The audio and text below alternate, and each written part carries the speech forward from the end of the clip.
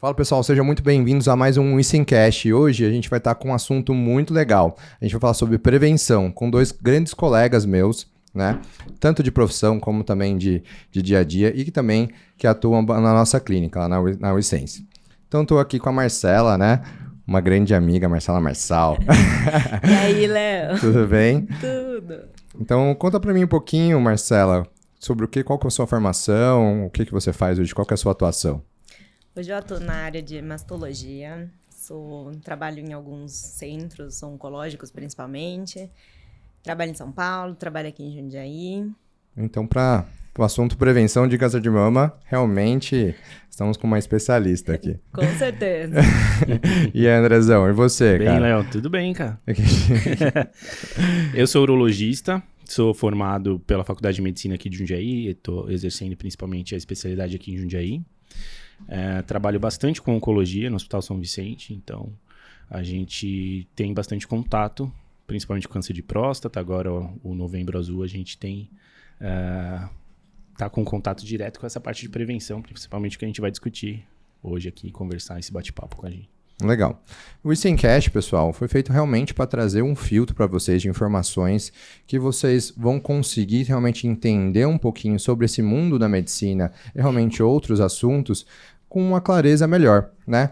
E como na medicina a gente precisa realmente não só prevenir, como também tratar doenças, a gente vai falar um pouquinho hoje de prevenção realmente de câncer de mama, que é hoje o câncer com a maior incidência, né, nas mulheres, né, Marcela? Com certeza. Estima-se que hoje em dia, por ano, mais ou menos, em cerca de 65 mil casos novos de câncer de mama. Nossa, é uma prevalência muito alta, né? E hoje, assim, com a prevenção, né? Se uma paciente faz um diagnóstico precoce, a chance de cura hoje está em torno de quanto, assim? Um diagnóstico precoce, um tumor inicial, nós podemos chegar até uma chance de cura de uns 90%, 95%. Então, realmente, essas campanhas que a gente faz de prevenção, né, como o Turbo Rosa já faz bastante tempo, realmente traz uma sobrevida muito mais alta hoje do que antes dessas campanhas, né? Com certeza, associado a uma qualidade de vida muito melhor do que se tinha antigamente. E hoje, durante a campanha assim, do Outubro Rosa, você acha que tem um aumento realmente de consultas com você ou você acha que não muda tanto? Muda sim. Durante a campanha, acho que as pessoas se preocupam ou lembram de fazer os exames. Porque como a gente faz o exame anual, o rastreio ele é preconizado anualmente para as mulheres acima de 40 anos. Nessa época, eu acho que é muito visado todo mundo lembrar de fazer seus exames. Então, realmente, a procura aumenta, o número de diagnóstico aumenta. Então, eu acho bem importante mantermos a campanha. Com certeza, né? Mas o mais interessante que eu vejo realmente no câncer de mama é como a gente estava comentando, né? Que existe um apelo comercial muito grande, né? Durante muito tempo, né? Teve esse apelo e realmente a mulher, historicamente, ela tem um autocuidado maior do que o homem. Então, assim, ela procura mais realmente o atendimento médico e às vezes mais precocemente. Também até pelo fato do câncer de próstata ter um pouco do estigma que a gente vai falar um pouquinho. Mas assim, mesmo depois de tanto tempo, assim, com tanta propaganda, com tanto apelo comercial, você ainda pega casos de câncer muito avançado, assim, que poderiam ter sido evitados se a pessoa tivesse um pouquinho mais de autocuidado? Com certeza. Pego e a incidência não é baixa. Sério? Infelizmente. Muitos pacientes escondem, têm medo, palpam, sentem alguma coisa diferente, mas preferem não procurar e esperam. E aí negligenciam bastante. E assim, na palpação realmente de um câncer talvez avançado, sempre vai ter um nódulo ali que seja um pouco mais sugestivo, né? Alguma coisa vai estar sugestiva, alguma coisa que fez ela esperar. Os cânceres iniciais, normalmente, é mais no exame de rastreio mesmo, na mamografia que a gente pega. Mas num tumor mais avançado, ela sente, ela sabe, ela viu. Mas, assim, por negligência, até mesmo por medo de procurar, elas evitam. E aí é quando a gente pega esses casos mais avançados. E assim, você acha que tem uma briga de geração? Então, assim, essa geração que está vindo agora... mais jovens, assim, que tem a nossa idade ali, uns 40, 30 anos, você acredita que eles estão vindo já com uma cabeça um pouco mais diferente, de não ter realmente tanto esse receio do médico? Porque eu vejo muitos pacientes falando assim, não gosto de médico. Por quê? Né? Assim, eu acho que a gente tem uma parte de culpa nisso, né? Porque até durante a nossa faculdade, né, e durante a nossa residência, a gente conviveu com muitos preceptores que os caras eram bravos, né, e falavam... Outra geração, né? E falavam... Outra forma, né? Falavam, outro jeito de lidar.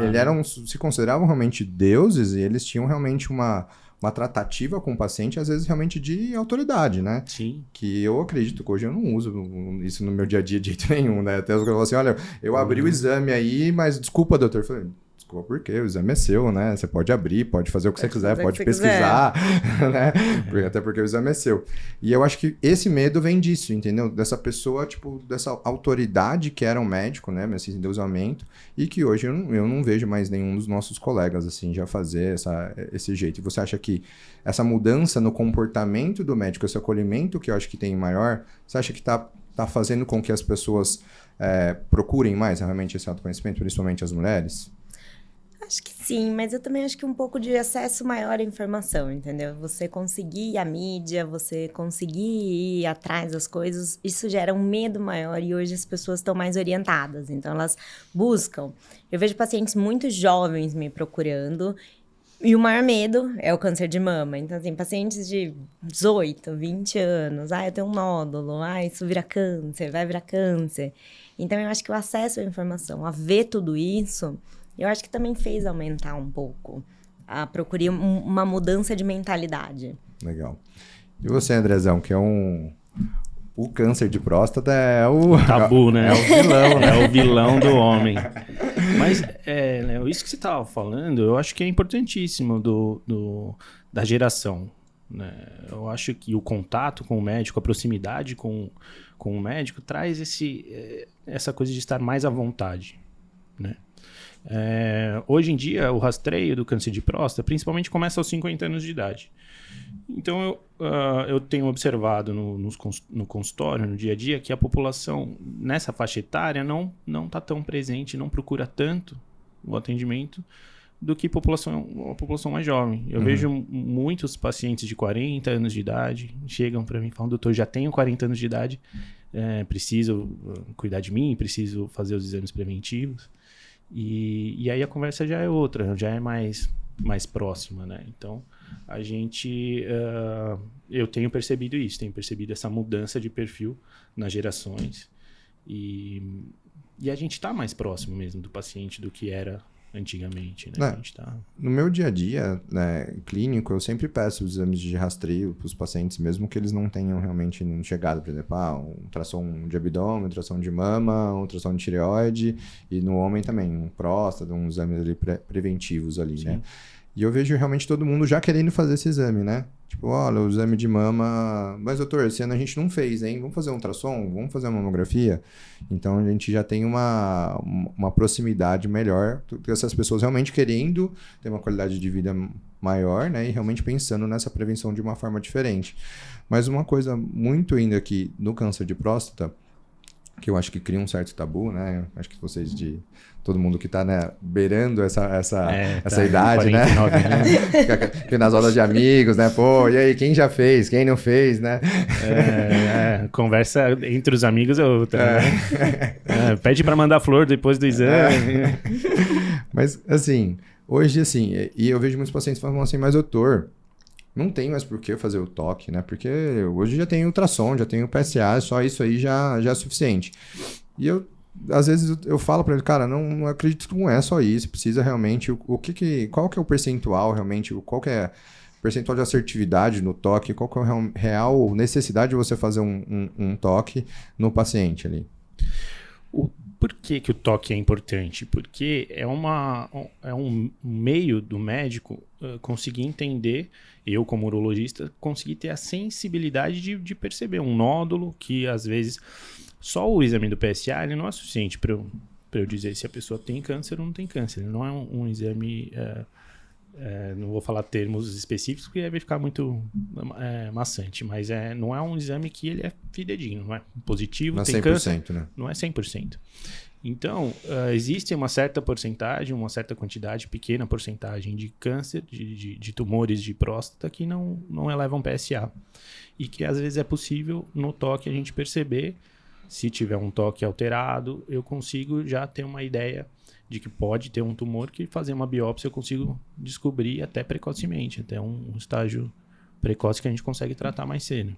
Uma outra coisa que eu também vejo, às vezes o paciente quer fazer um ultrassom, por exemplo. Eu não sei hoje a especificidade de uma ressonância, mas o ultrassom ele vai ver o tamanho só da próstata, também você não consegue definir nódulo, né? É difícil conseguir definir nódulo. A próstata ela é um órgão que ele é bem heterogêneo.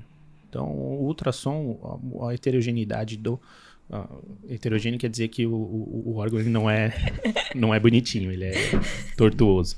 Por ser uma glândula, né? Todas as glândulas têm essas características, inclusive a mama, né? Que tem essa característica. Exatamente. Então, o ultrassom ele não é tão fiel para dizer se há um nódulo. Hoje em dia, existem protocolos de ressonância que são bons para a gente identificar nódulos. Então, a ressonância está vindo como um auxílio bom pra gente identificar até nódulos que não são palpáveis. Às vezes porque, pra quem não sabe, né, o exame de toque é feito porque realmente a próstata ela fica em contato ali, né, com a parede do reto, né? Com a parede do reto. Então, por isso que esse toque, mas você só vai tocar numa parte da glândula. Você não vai tocar na glândula inteira. Não. Né? Então, às vezes, mesmo com... A parte que é mais comum que o câncer apareça, que é a zona periférica da próstata, que está mais em contato com o intestino. Mas existem regiões da próstata que não estão em contato, que também podem ter um tumor que não é fácil a gente identificar pelo toque. E você acha que lá na frente, assim... Bem, hoje eu acredito que não tenha realmente um estudo que demonstre o rastreio de câncer de próstata com ressonância, né? Não, ainda não. Mas você acha que ainda a gente pode pensar? Pode, em futuro... O futuro promete, mas... Eu acho que não vai ter como excluir realmente 100% o toque. Eu acho que o exame físico, assim, por mais que a gente está numa era em que realmente a parte do digital está muito próximo, né, da telemedicina, e o Covid fez isso, né, com que as pessoas não pudessem ir até o consultório médico, né? Mas eu acho que o exame físico ainda é importante. Eu acho que os pacientes ainda preferem ter esse contato, né, conosco, assim.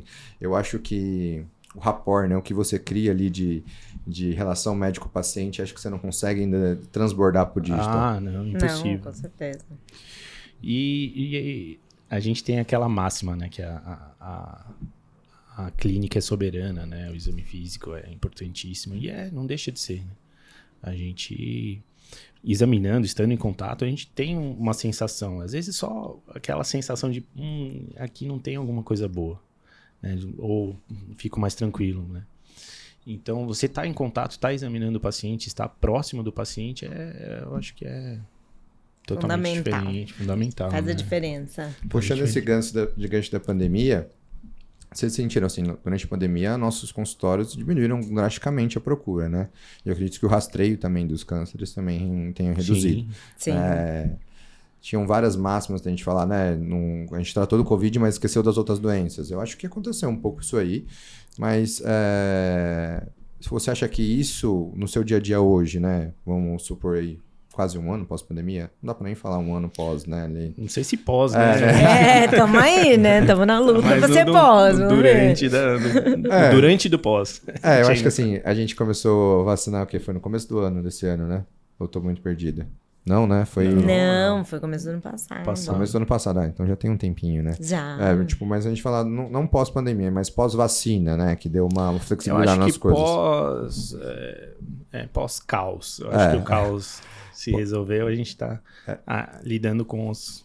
Mas vocês que atuam ainda realmente em centros de câncer e centros muitas vezes do SUS e tudo mais, você acha que essa falta de rastreio durante esses 2 anos teve um impacto de atraso? Teve.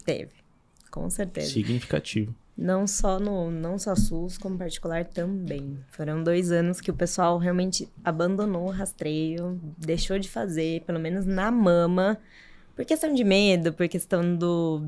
Não vai fazer exame, tá tudo fechado, o que vai fazer? Teve o período de obrigação, que o pessoal foi obrigado a ficar em casa. A ficar em casa, né? O isolamento social mesmo, o isolamento social, mas o pós-isolamento social também trouxe essa consequência, né? Da ansiedade da população. O medo ainda, de buscar, ele ficava medo ali ainda de fazer, de não ir, sair. Então foram 2 anos que... Até hoje tem pacientes que ainda ficam com medo de... Foram 2 anos que realmente, assim, reduziu muito. Falando da mama, pode ter certeza que impactou bastante. Eu acho assim, e também, acho que para todas as doenças, né? Eu acompanho mais na parte do aparelho digestivo, realmente a gente não conseguia mais fazer exame de endoscopia e colonoscopia durante realmente o Covid, né? Reduziu drasticamente, né? Quase não se fazia. Realmente hoje as agendas estão estourando, Estão né? estourando. E assim, a dificuldade, né, para esse paciente fazer com uma brevidade maior deve estar realmente impactando realmente no prognóstico, né? Desse paciente. O prognóstico é o quanto esse paciente recebe esse diagnóstico e quando a chance que ele tem realmente de sobrevida, dependendo do estágio de diagnóstico que ele recebe, né? E falando um pouquinho da parte de passagem de genes ali, né?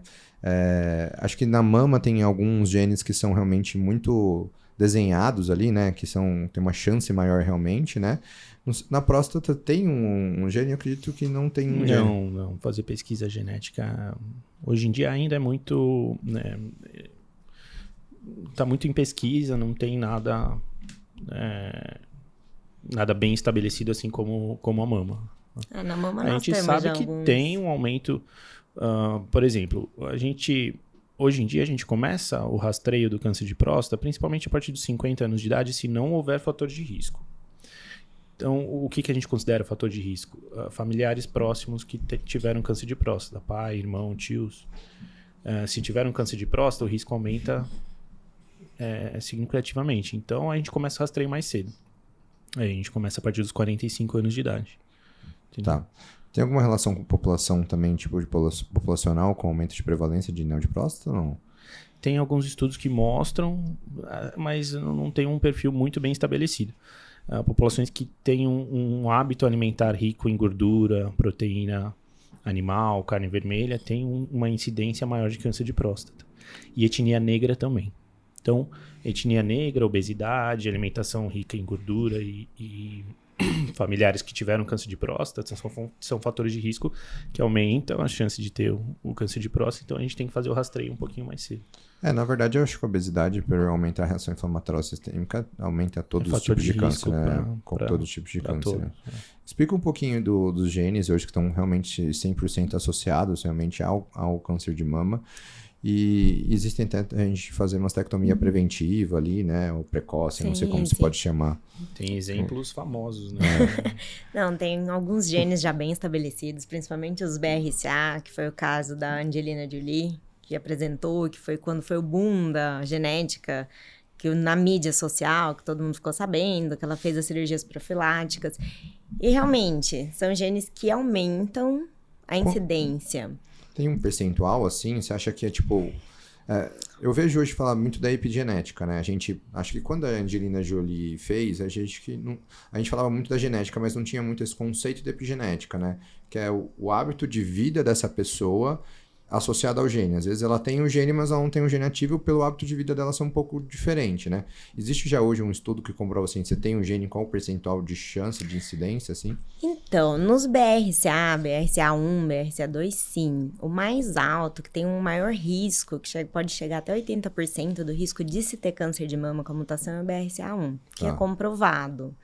Então, assim, é um risco... alto, né? Considerável. Mesmo independente do hábito de vida dela. Independente, porque parece que é inato da doença. Existem outros genes que a gente também faz a cirurgia profilática da mama, que também já são conceituados, mas que não aumentam tanto. Mas os BRCA1, BRCA2, que são os mais famosos, sim. Esses aumentam para mais de 50% o risco de ter. Então, hoje, por exemplo, se você...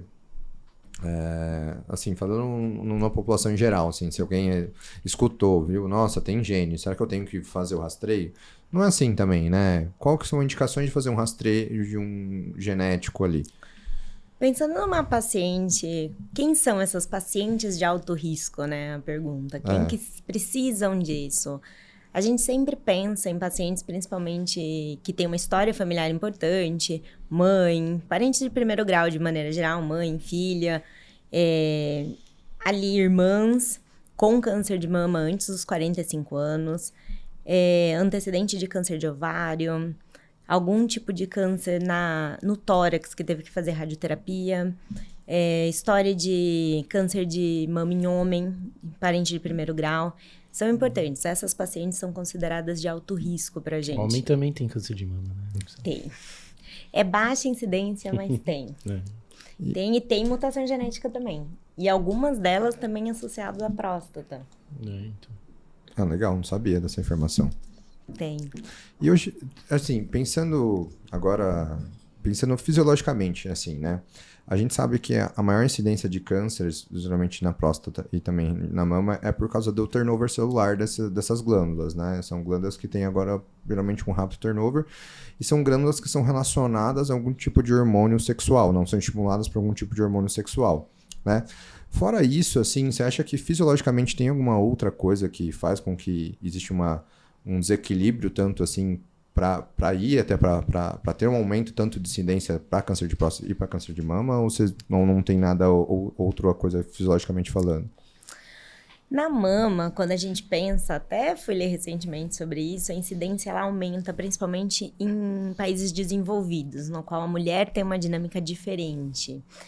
Então, assim, estudos, não tem nada comprovado, mas acredita-se também que o dia a dia da mulher, aquela mulher que vai ter filho mais tarde, aquela mulher que vai ou não vai ter filho, que não vai amamentar, que também isso pode aumentar.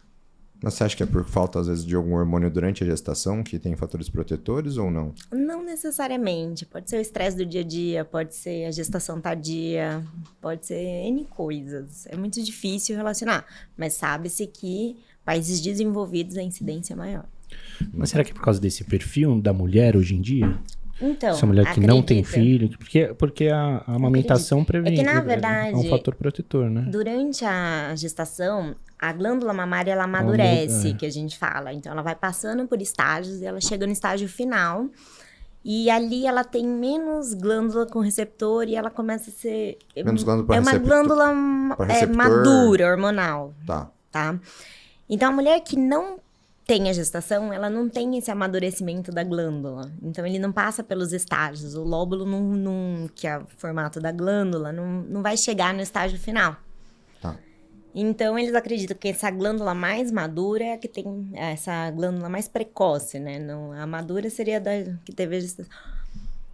Tem uma chance maior de se desenvolver o câncer. Uma mama que não amadureceu. Não amadureceu, uma glândula precoce. A inicial de uma nulípara, que nunca teve filho, por exemplo. Então, essa mama, ela tem maior chance. Porque ela é mais glandular, é uma glândula mesmo. As outras, a mama que amadurece, o lóbulo que amadurece, ele vai ser no final, depois lipossubstituído. Então, aquela glândula vira gordura. A densidade da mama, então, diminui. Diminui. Então, diminui a quantidade até de glândulas, entre aspas. De glândulas, sim. Tanto que é a tendência do envelhecimento. Tá, legal.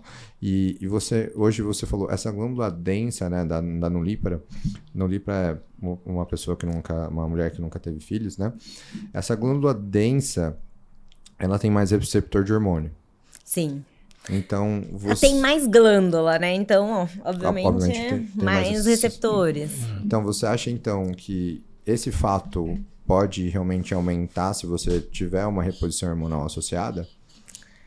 Não dá para associar. São fatores que são... Se você pensar logicamente, sim. Mas não existe nada que comprove. Não tem associação, assim, de que, se eu der isso, vai acontecer isso. Se eu der hormônio, ela vai ter câncer.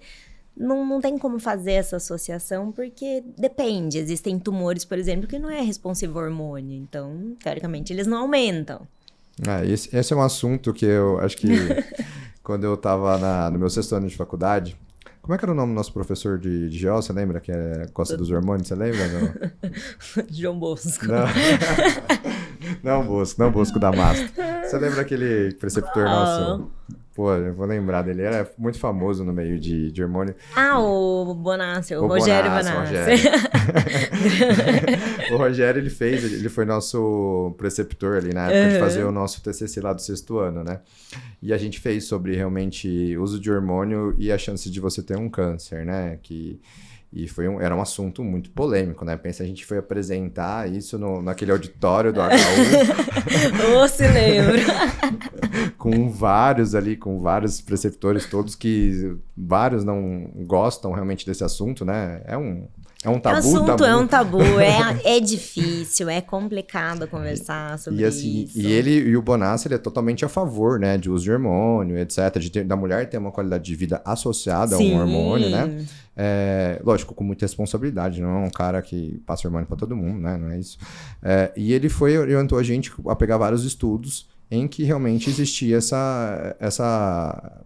esse caso controle ali, de você dar o hormônio ou não dar, chance ou não de ter câncer de mama ou outros cânceres ginecológicos. Realmente, nesses levantamentos que a gente fez na época, não tem, né? Não tem nenhum estudo até hoje. Tanto que é difícil fazer um estudo assim, né? Porque é um estudo de caso... Colocar câncer na jogada é difícil. É difícil fazer mas um um estudo. Observacional.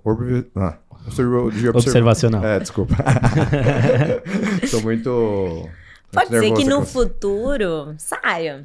Porque hoje em dia é um assunto de domínio. Todo mundo quer qualidade de vida. O hormônio traz qualidade de vida, especialmente pra mulher, entendeu? Tipo, é difícil a menopausa. Então, é uma fase complicada. Não ter hormônio é complicado. Então, pode ser que no futuro tenhamos novidades a respeito. Fazer o preventivo direito, né? Fazer o preventivo certinho, de perto. É isso que eu falo. Então, assim, hoje uma mulher que não teve filhos e que ela chegou no climatério e tá realmente ela deseja usar hormônios para reposição, não é que ela vai ter uma chance maior que uma mulher que teve filho. Ela entra no risco da população normal se ela não for alto risco. Porque se a gente pensar em hormônio, eu não posso dar anticoncepcional também. Pra ninguém, entendeu? né? Pra ninguém, porque é hormônio. É hormônio.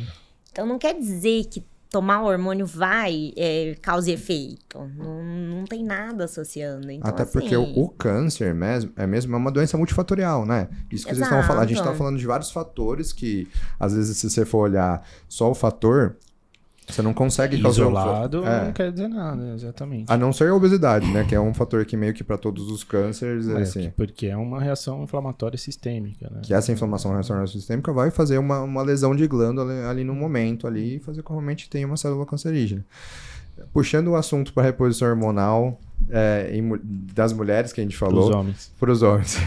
Agora é com você, André. É mais incomum, né? A reposição masculina... Por quê? A mulher, ela tem a fase tem a expectativa da menopausa, nasce com os óvulos, número de óvulos. E vai ter um momento que esses óvulos vão acabar e ela vai entrar na menopausa. Pronto. Não vai ter mais a produção dos hormônios. Não vai ter mais a produção dos hormônios. Então, já se sabe que em algum momento da vida vai ter uma diminuição hormonal que...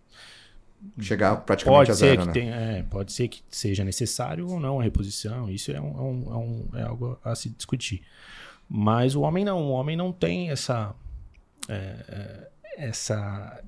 definição. Não vai chegar um momento que o homem vai ter uma queda de hormônio, né? Pode ter, existe o distúrbio androgênico, né? Queda dos hormônios masculinos. Existe uma diminuição a partir dos 40 anos, fisiológico ali, né? Diminui um pouco a testosterona, mas existe a queda que necessita de reposição. Existe a queda que traz sintomas, que traz a indisposição física, traz o cansaço, traz principalmente a impotência sexual, que eu acho que é a principal queixa dos pacientes que vêm no meu consultório. O doutor, não tem mais ereção, não tem mais libido. Testosterona, ela é importante para esse ponto também, né? O desejo sexual. Uma coisa assim que eu vejo bastante também é que assim, tanto na mulher quanto no homem, a clínica é muito importante quando você vai prescrever um hormônio, não só o exame de sangue, né? O paciente chega para mim, olha, doutor, tem uma testo baixa, vim aqui. Calma. Não quer dizer nada. É o definidor. Calma, Tenho 20 anos, tenho uma testo baixa, vim aqui. Como eu trato bastante com performance, eu falo assim, lógico, se você quer performar mais, realmente uma testosterona baixa, realmente não vai ajudar você a performar tão bem, por causa do efeito realmente muscular que ela tem. Mas isso não significa que esse cara vai ter um hipogonadismo primário, né? Por causa disso que ele está acontecendo isso, né? Não é por isso que ele vai ter um libido baixo, etc, nas outras coisas. E eu acredito realmente no homem que chega mesmo na andropausa ali dele, né? Com a redução, o fator de indicação da TRT, né? Do terapia de reposição hormonal, é clínica. Clínica. Né? Não é exame principalmente clínica. Não. Então, eu tenho pacientes com testosterona baixa que não tem. Não tem... Testosterona normal. É com testosterona normal que talvez tenha uma clínica. Ou você acha que não? É mais incomum. Na verdade,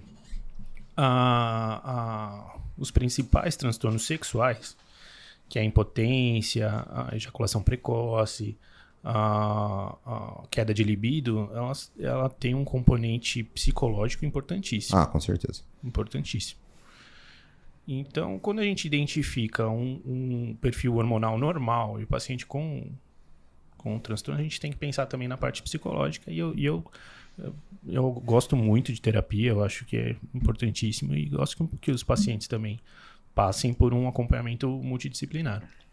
Mas voltando ao que eu estava dizendo da parte da queda de hormônio e clínica, eu tenho pacientes com testosterona limítrofe, baixa, né, valores próximos ao mínimo, que não tem sintomas nenhum.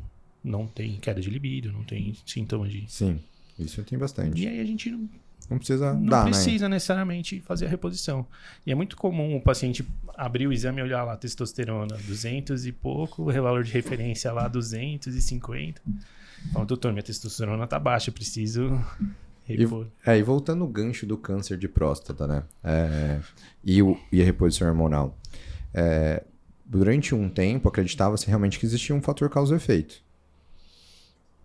Sim, porque a próstata ela é estimulada pela testosterona, principal hormônio que está agindo no estroma prostático e durante a vida inteira está agindo, né? O homem tem testosterona a vida toda, por isso que a principal faixa etária que tem a incidência do câncer de próstata, onde ele acontece, são população de idade mais avançada, 60 a 70 anos de idade. Então, mas quando que caiu realmente que não necessariamente a testosterona é o fator causal do câncer de próstata? Porque...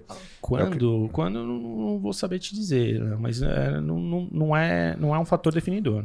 Não é a testosterona que causa o câncer de próstata. O fato de você fazer uma TRT, então, não vai causar realmente, não vai aumentar a chance de você ter câncer de próstata. Não vai ser o causador. Mas se você tiver fatores de risco, na família ali. Então. E predisponentes. Você vai ter um risco aumentado. Sem dúvida.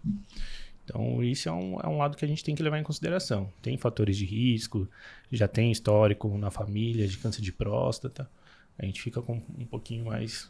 Tem que ficar com a atenção um pouco maior. Com certeza. Fazer o rastreio mais precoce. Eu acho que assim, toda vez que o paciente... Eu falo muitas vezes que o segredo de você fazer um uso de hormônio com segurança é você ter o paciente próximo e fazer todos os preventivos dele.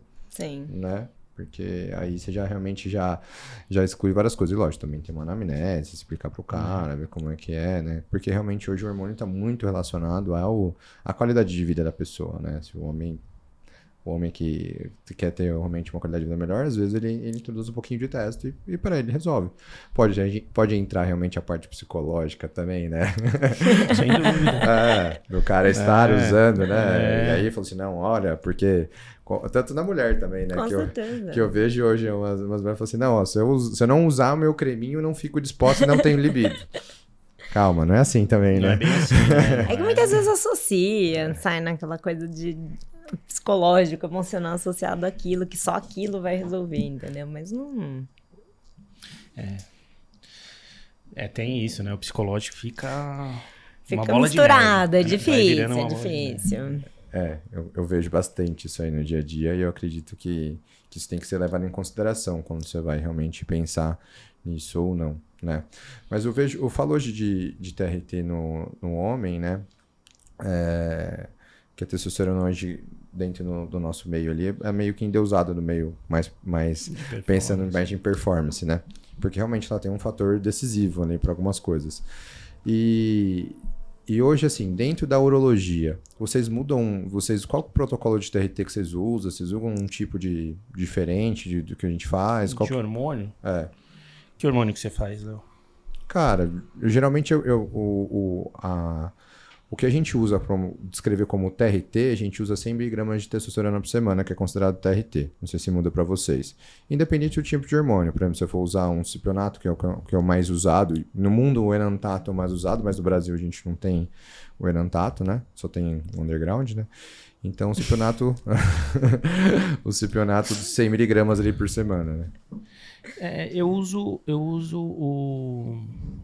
Me fugiu o nome comercial. O Nebido? Um desse lado. Um Nebido. Pela biodisponibilidade.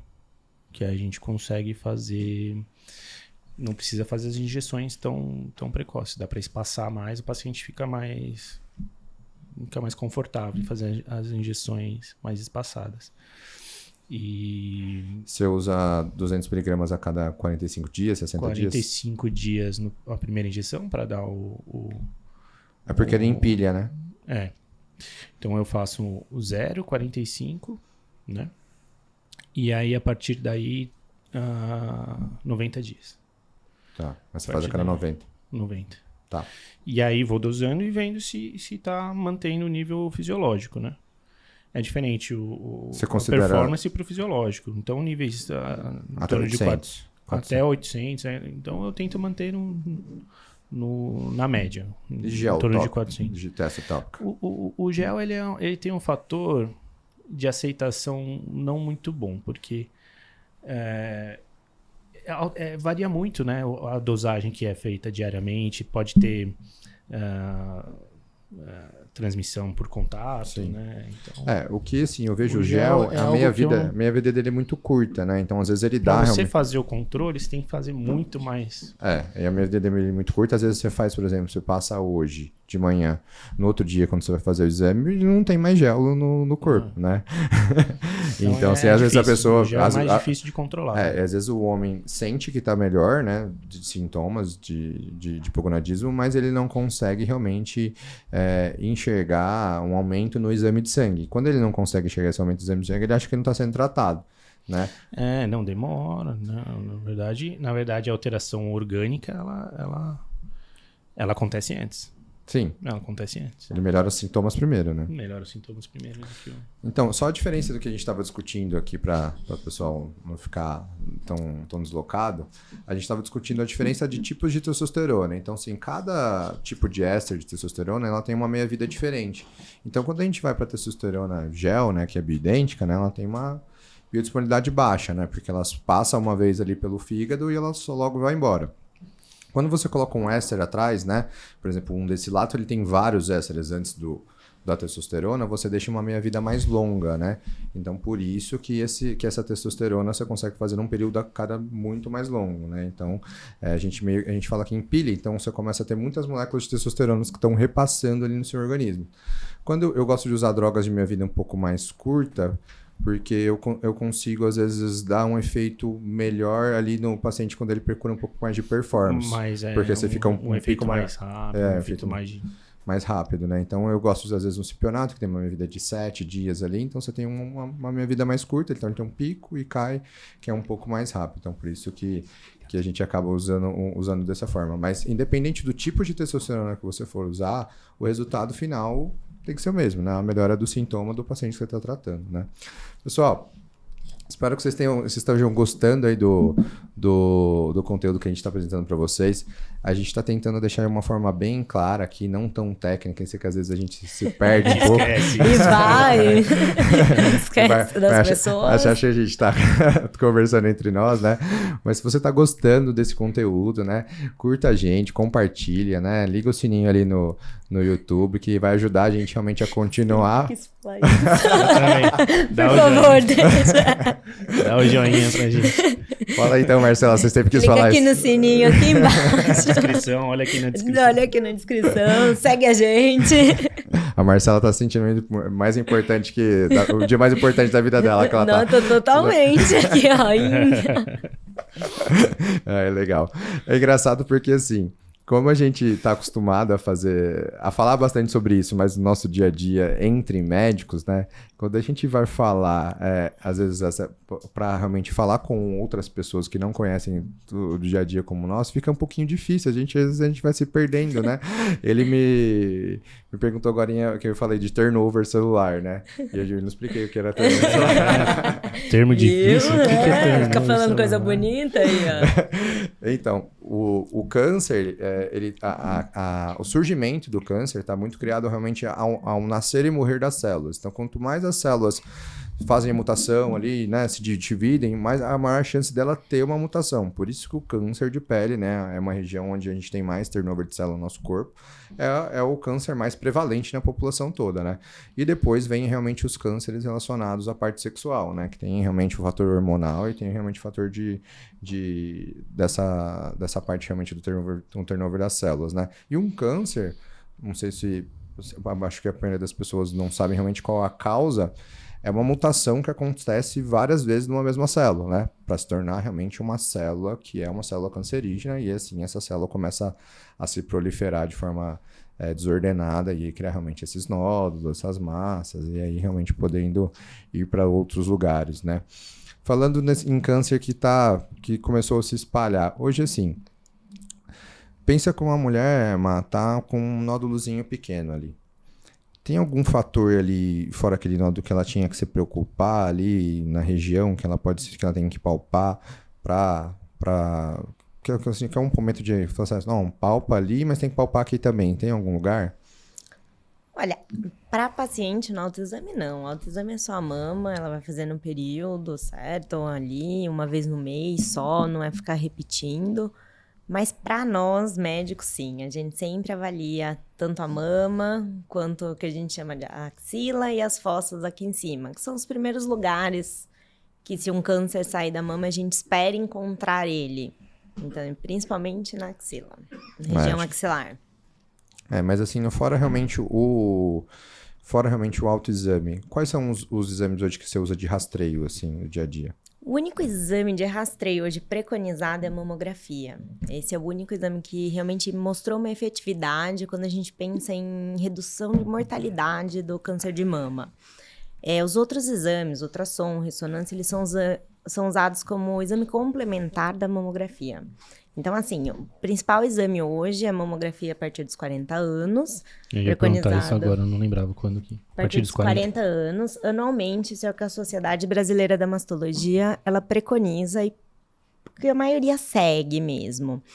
E a gente sabe já, nos estudos desde a década de 70 mostraram que assim, a gente pode ter uma redução na mortalidade por conta da detecção precoce de 15% a 30%. É alta. Sim, bastante. Então, é um exame que faz a diferença e é importante para o rastreio. Então, e a paciente que tem prótese mamária de silicone? Não tem nada preconizado para ela, assim. Ela entra no rastreio normal, a não sei que ela seja uma paciente de alto risco. Aí muda um pouquinho o caminho, quais os exames nós vamos fazer.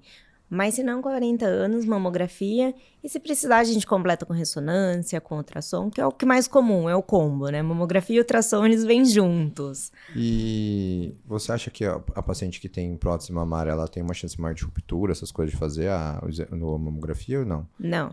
Não tem? Não. Então pode fazer... Pode fazer e deve fazer. Legal. E da parte do câncer de próstata, a gente falou bastante, né? Do que qual é realmente o exame preconizado, assim. Mas hoje... PSA e o toque retal, hoje em dia, é o principal, né? O que você ia perguntar? Alguma coisa específica? Não. Hoje em dia a gente tem outros armamentos também, né? Assim como a Marcela falou, a ressonância. A gente falou, né? Eu acho que, mais fundamentalmente, o exame do toque e o PSA... Hoje, por um tempo, vão ser os principais ajudantes nossos. E como que é a parte psicológica dessa paciente que às vezes recebe o diagnóstico de câncer de mama? Como é que você lida com isso aí? É difícil, né? Não é uma notícia que hoje que é fácil de receber, mas eu acho que o que é importante é a gente tentar desassociar o câncer, a notícia do câncer é uma notícia de uma morte, porque vem muito associado isso. A gente que... De jeito nenhum, é uma notícia. Você tem uma doença, né? E mostrar que tem tratamento para essa doença, tem controle. entendeu? Tem como fazer. O diagnóstico precoce muda a mortalidade, muda a qualidade de vida. Então, eu acho que essa parte é a mais importante. Tentar puxar a paciente para o lado da cura. Lado positivo. Lado positivo. Pensar como uma doença crônica que ela vai ter que cuidar o resto da vida e não como uma sentença de morte, que o câncer vem associado a essa sentença de morte. E assim, mas falando um pouquinho mais profundo nessa mulher, assim, porque ela é associada ao lado feminino, né? Exato. E é outra coisa muito difícil, porque trabalha a sensualidade, a sexualidade da mulher e é algo visível. Ele é estético. Então, é complicado, porque a primeira coisa é o medo de perder a mama, mas hoje em dia não necessariamente precisa fazer isso. E hoje em dia tem a reconstrução. Basicamente, hoje a gente trabalha muito o que a gente chama de oncoplástica, é a associação da cirurgia do câncer associada a uma cirurgia plástica. No Fazer qual reconstrução é a já reconstrução imediata. Hoje a gente reduziu muito, tira a mama e não faz nada e pronto, fica aquele estigma da doença. Cada vez mais a gente traz mais um pouco da estética associada, uma incisão mais bonitinha, uma simetrização boa, uma reconstrução com prótese, para tentar diminuir essa parte emocional, porque é muito difícil. Durante a residência eu entrei em poucas cirurgias de mastectomia, né? Mas realmente essa parte estética fica muito visível ali, né? Ela é mutilante, é uma coisa que você pensar em perder ela é visível, né? Não é uma coisa escondida que ninguém vai ver, ninguém sabe que você teve. Ali você olha. Então, hoje uma mulher que realmente recebeu o diagnóstico, não necessariamente ela vai ter que fazer uma mais radical, né? Dependendo se ela fizer um estágio inicial, ela pode fazer uma retirada parcial ali. Sim, existem vários tratamentos associados, que é o que a gente chama de quadrante, uma cirurgia bem pequena, que só tira um pedacinho da mama. Existe depois tratamento com radioterapia, que é associado. Tem vários fatores que hoje minimizam muito fazer uma mastéria radical, tirar a mama inteira e não fazer nada. E se precisa tirar também, a gente reconstrói com prótese. E também dá tudo certo. E hoje, como é que é a cirurgia de reconstrução? Assim, hoje, por exemplo, uma paciente que foi diagnosticada e foi realmente optado pela mastéria radical. Quanto tempo que ela reconstrói? Assim, depende muito de tratamento adjuvante como rádio, essas coisas, ou não? Hoje em dia, a gente preconiza tratamento, reconstrução imediata. Foi lá, faz no primeiro tempo? Já faz tudo junto. A não ser, tem casos específicos, claro, que a gente não consiga, porque falta pele, alguma coisa. Mas, normalmente, a gente tenta o máximo possível sempre dar reconstrução primária. Tirou, já reconstrói imediato. Nossa, que legal. Então, a paciente já sai da sala de cirurgia reconstruída. Seria ótimo, na época da residência, acho que não sei se você lembra, eu não reconstruí mesmo primário aqui. Não, muito difícil. Mas hoje em dia é direito e é o que a gente mais faz, mesmo porque o índice de complicação é baixo, até mesmo para radioterapia não tem grandes... Então, mesmo a paciente sendo indicada a fazer radioterapia, não tem problema, então ela pode... Não. É a prótese. Não tem problema nenhum. Que legal. E geralmente vocês tiram o retalho, né? Vocês fazem um retalho ali mesmo ou vocês geralmente reconstroem com o retalho de avanço? Como é que é? Essa é uma pergunta muito cirurgião. Muito técnico e cirurgião, mas tudo bem. Não, depende muito do tipo de cirurgia. Às vezes a gente reconstrói até com partes do próprio corpo, como músculo do abdômen, músculo das costas. Vocês rodam? Roda retalho. E às vezes não precisa nada disso, é só fazer o que a gente chama de adenectomia. Tira a mama por dentro, o recheio dela, tira toda a glândula e substitui por uma prótese. Sério? Eu nunca vi essa técnica. É muito boa. E hoje no SUS, assim... Muito sucesso, hoje no SUS é direito, então, da mulher também. É direito, faz parte do direito dela. A prótese já é inclusa. A reconstrução por câncer de mama, sim. Que legal. Então, mas é feito, é também preconizado de fazer no primeiro tempo? Não, ela tem direito à reconstrução. Não precisa ser Tá? necessariamente. Não necessariamente imediata. Hoje a gente tenta que fazer é reconstrutora, imediata. não é estética só. Exato. Então, é o câncer. Direito. Exato. Ela tem o direito de fazer a cirurgia reconstrutora. Nem sempre será imediata. Mas a gente tenta preconizar o máximo possível da reconstrução imediata. Tá. E assim, depois hoje tem alguns tratamentos associados também com tatuagens, essas coisas para reconstrução de mamilo também. Sim. Vocês fazem também no primeiro momento? O mamilo sempre Não. tem que ser retirado ou não? Não necessariamente. Só em alguns casos, quando é uma lesão mais avançada, que compromete o mamilo, né? O CAP, o complexo areolo-papilar ali.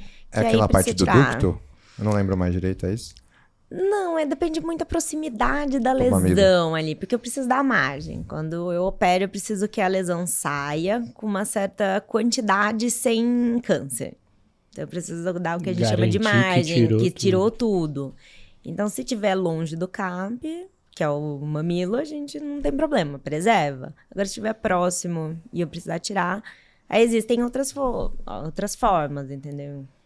Tatuagem, existe até a própria mamilo doador, que eu posso tirar de uma mama e enxertar na outra. Ah, enxerto de uma mão na outra? Sim, tem Mas vários. É que hoje em dia se usa cada vez menos, porque a tatuagem, principalmente em 3D que eles falam, ela é perfeita. Sério? Visualmente perfeita. Você olha e não tem diferença. Eu vejo que os mastologistas melhoraram muito essa parte estética, né? Na época da residência. Acho que tem o quê? Uns 6, 7 anos que a gente Tem um terminou. tempinho. Acho que Tem um não. tempinho. Acredito que a gente não tinha tanto assim, né? Os mastologistas não eram tão estéticos, assim, não se preocupavam Não. tão com a estética. Tá evoluindo bastante. Tanto que tem uma área agora dentro da mastologia que chama oncoplástica. É a associação real disso para diminuir realmente essa parte do estigma da doença, da eu não sei mutilação. motivo, Porque a gente se via dentro, né, do meio da cirurgia, né? Que o que era que retirava, eles não reconstruía, né? Porque eles só tratavam a doença. Exatamente. Aí foi fazendo, foi crescendo, as pessoas foram entendendo. E cada vez mais a gente está caminhando para associar os dois. Lógico, a prioridade é o tratamento oncológico. Mas é o tratamento do câncer. Mas sempre que possível, os dois associados é a melhor combinação. Até porque eu acredito que uma doença, ela não tá só realmente na parte biológica, né? Sim. Da pessoa, né? Eu acho que a parte psicológica ajuda muito ali no recuperação, né? No pós, Sem né? dúvida. Exatamente. O lado positivo de lidar com... Não, ela se vê visível, a bem, gente se vê vê o bonita. paciente. Exato, A é gente visível. vê o paciente que vai ter um bom resultado, que vai sair bem, do paciente que não tá... Essa Não parte tá bem. Esse Outro. lado emocional é muito importante. Ele precisa ser trabalhado junto com a doença. Ele precisa ser visto, E é na equipe- conduzido. Hoje na clínica a gente tem, né? Psicólogo, tudo. Hoje nas suas equipes de São Paulo, vocês têm também sempre um tratamento associado? Tem. Toda vez que a gente dá o diagnóstico tudo, ou quando passa com o oncologista, né? Porque obrigatoriamente ela sai de mim, em algum momento ela vai passar ali pelo oncologista. Que é quando ele vai falar se precisa de químio, se não precisa, o que ele vai fazer. Então, dali, a gente já encaminha também para essa parte de psicologia, para acompanhar, para ver os medos, os sentimentos, o que tá ali junto, associado à doença. Eu acho que hoje existe um movimento até de grandes estrelas e celebridades que tem esses grupos realmente relacionados a câncer de mama, que eu acho que também ajuda também essa parte psicológica, né? Psicológica dessas pessoas, né? Ver que realmente não é o fim do mundo, etc. Eu acho que quanto mais a gente conseguir tirar o estigma da doença e o tabu contra ela, mais a gente cresce e evolui. Então, quanto mais eles conseguem fazer e mostrar que a doença está presente, que ela é do meio de todo mundo, entendeu? Eu acho que isso fica mais fácil de lidar, de trabalhar. E se a pessoa hoje, depois que ela fez realmente, teve a doença, tratou, tal, tudo mais, ela tem quanto tempo de segmento depois, assim, pra ser considerada uma pessoa curada ali daquele... Tem aquele número mágico que todo mundo fala 5 anos, então, mas assim... eu não ia me arriscar a falar isso. Mas assim... É um número mágico, os 5 É um anos, número é. mágico dos 5 anos, porque ele tá muito associado ao tempo que ela vai fazer hormonioterapia, o tratamento por boca, então assim... Mas minha opinião pessoal é que ela vai seguir o resto da vida. Os exames vão continuar e tudo. E a hormonioterapia pós-tratamento? Hoje é meio contraindicado. Olha, é um assunto difícil. Prefiro não tocar nesse assunto, porque ele é difícil. Ainda não tem nada que comprove que sim ou que não. Que traga segurança. Que né? traga segurança para ser usado, entendeu? Então, Então é uma coisa muito É aquele É negócio polêmico, da é medicina, né, que polêmico. pelo menos não provocaram um mal do que a gente não sabe, né? Exato, Mesmo achando é. que não, mesmo não tendo provas que Não realmente tendo faz, provas, que faz mal, né? exatamente. E a gente falou bastante, eu usei bastante da Má agora aqui. Né? Minha vez? Deixei você um pouquinho de lado, Andrezão. Me senti excluído aqui. Então. Te passo a bola agora. Andrezão, a gente falou bastante agora, né? A gente falou bastante sobre a prevenção, tudo, e a gente agora falou sobre toda a linha do tratamento de quando ela recebeu o diagnóstico, né, da doença. Uhum. Quando que esse homem recebe o diagnóstico da doença no neo de próstata, como que ele fica, né? Qual que são os grandes medos desse paciente, né? O que mais vem? Nossa, tem muitos medos, né? Porque assim, o tratamento do câncer de próstata, ele é um tratamento agressivo do ponto de vista sexual, né? A próstata, os feixes que levam os nervos, a irrigação, vascularização do pênis passam muito próximos à próstata. Então, o risco de vir a ter um comprometimento sexual fazendo o tratamento do câncer de próstata, ele é grande. Tanto que a gente conversa com todo paciente que tem o diagnóstico do câncer de próstata, a gente já conversa sobre essa parte. As consequências do tratamento. E isso traz muito receio, muito medo. E ainda tem esse bloqueio do paciente ser submetido ao tratamento. Então, a disfunção erétil hoje seria... A disfunção erétil e a incontinência urinária, os músculos que seguram a urina, né, para você segurar o xixi, eles também passam próximos à próstata. Então, quando a gente faz o tratamento tanto da radioterapia quanto da cirurgia, pode haver comprometimento tanto dos nervos quanto dos músculos, e trazer incontinência urinária e impotência sexual são as principais consequências do tratamento. Não é uma incidência muito alta, uma incidência baixa, mas é uma incidência considerável. E é reversível? Tem algumas coisas que a gente pode fazer para reverter tanto a impotência quanto a incontinência? Tem. A gente consegue avaliar, depois de um tempo do tratamento, a gente espera um pouco o processo de recuperação da cirurgia. Então, a gente espera em torno de 1 ano, mais ou menos, depois tanto da cirurgia quanto da radioterapia, para ver qual que vai ser realmente a consequência, né, definitiva que aquele paciente teve do tratamento. Depois desse 1 ano, a gente consegue saber se vai precisar de um tratamento complementar ou não. Existem diversas maneiras de fazer o tratamento complementar, tanto da impotência quanto da incontinência urinária, cirúrgico, não cirúrgico. E como é que hoje você, em termos assim de precocidade do diagnóstico, existe assim uma diferença de tratamento dependendo do estágio de quão precoce você pega? Por exemplo, existe um câncer que você pega tão precocemente que você nem opera, que você faz só radioterapia, e se a radioterapia tem menor chance de você ter pelo menos uma complicação de disfunção erétil? A radioterapia e a cirurgia, elas andam paralelas, elas são propostas de tratamento que são semelhantes. Tanto a radioterapia quanto a cirurgia, elas são propostas curativas. Então, existem estágios iniciais de câncer de próstata que a gente consegue propor para o paciente, numa conversa com o paciente, a gente definir juntos o que acha melhor que seja para ele. Ou a radioterapia ou a cirurgia. As chances de cura são bem próximas. Então, hoje em dia é quase equivalente o tratamento? São bem equivalentes, são bem próximos. Entre você fazer uma rádio e você fazer um tratamento cirúrgico? Um tratamento cirúrgico. Então, estágios iniciais, a gente ainda tem essa possibilidade de oferecer um ou outro. Estágios mais avançados, quanto mais avançado, a gente quer dizer o quê? Maior a chance daquele câncer ter uma recidiva ou ter uma metástase, né? Tá espalhado no corpo, ou depois do tratamento ele voltar a existir.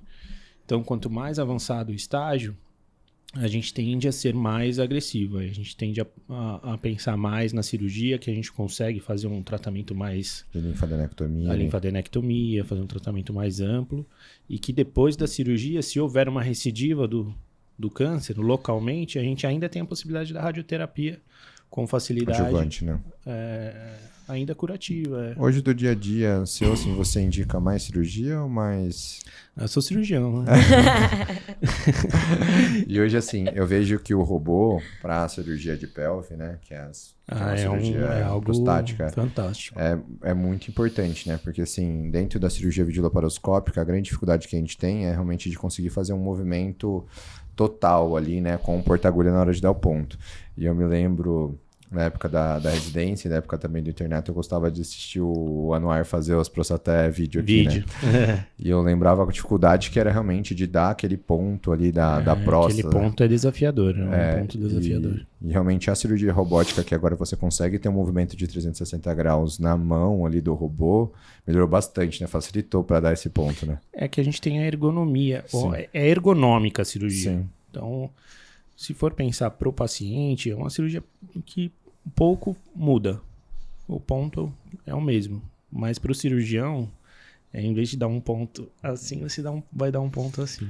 E a precisão vai ser melhor. A precisão é melhor, o tempo cirúrgico diminui, um sangramento intraoperatório diminui também, a recuperação tende a ser mais curta. Então o robô ajudou bastante nessa parte. Ajudou bastante. Pra gente, ajudou. A urologia é uma área que usa bastante a robótica, né? E quando nessa parte, quando o paciente não consegue chegar precocemente, tem um câncer avançado, quais são assim, as principais coisas que acontecem com esse paciente? Assim, qual a diferença de prognóstico, de qualidade de vida? O que é? O que você acha que muda tanto assim realmente para o paciente? Dessa parte de qualidade de vida no câncer avançado? É difícil dizer, porque o tumor ele pode estar avançado de diversas maneiras. Pode estar localmente avançado, pode ter metástase à distância. Então, espalhado pelo corpo, metástase espalhado pelo corpo. O câncer de próstata, ele principalmente dá metástase para os ossos. Então, o paciente tem dor óssea, bastante dor.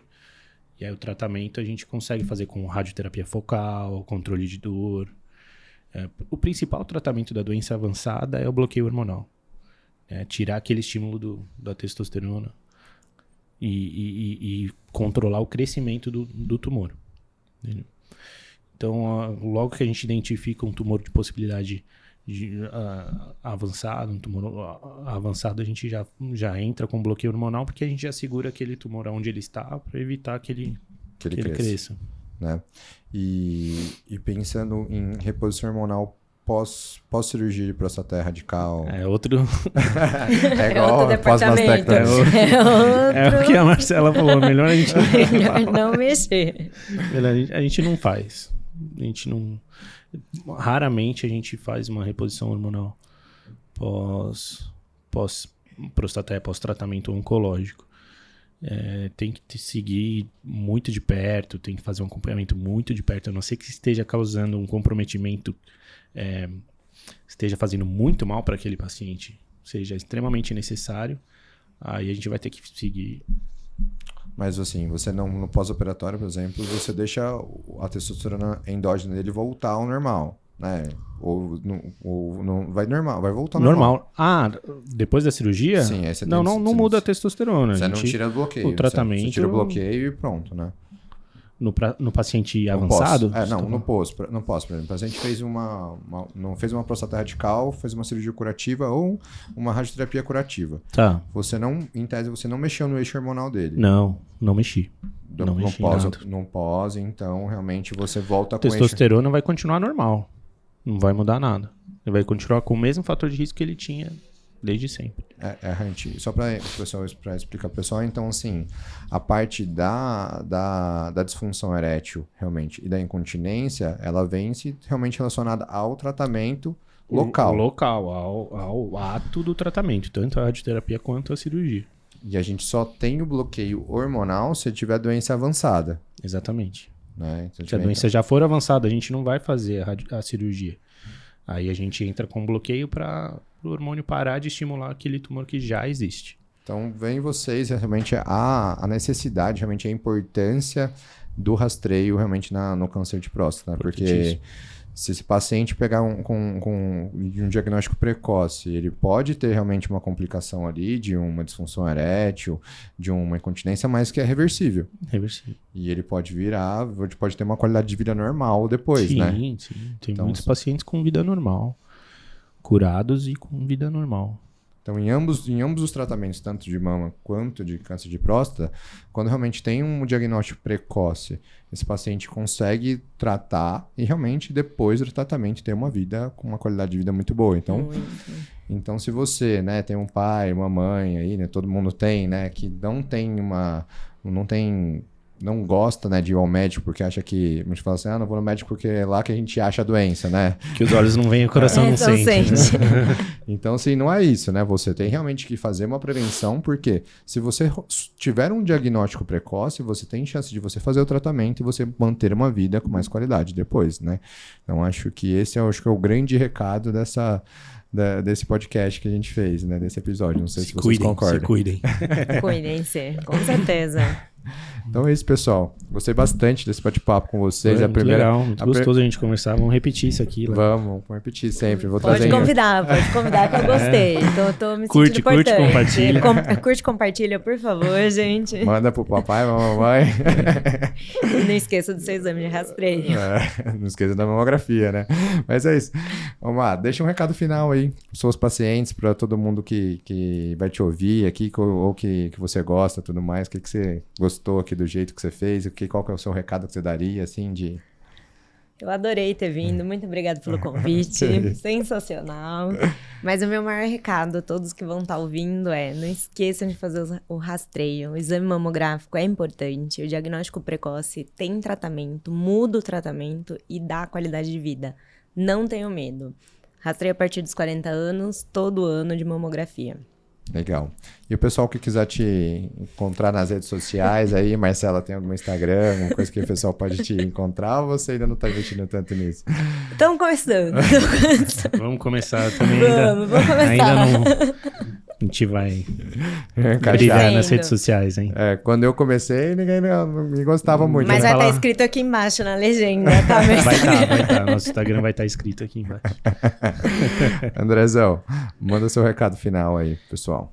Eu acho que a prevenção é importantíssima, buscar ajuda, não só na parte, a gente está falando de câncer aqui, principalmente, né, pessoal, mas a gente está à disposição para tirar dúvidas, para ajudar. Nós somos formadores de opinião, né? Nós estamos aí para ajudar a esclarecer as dúvidas e a gente está presente.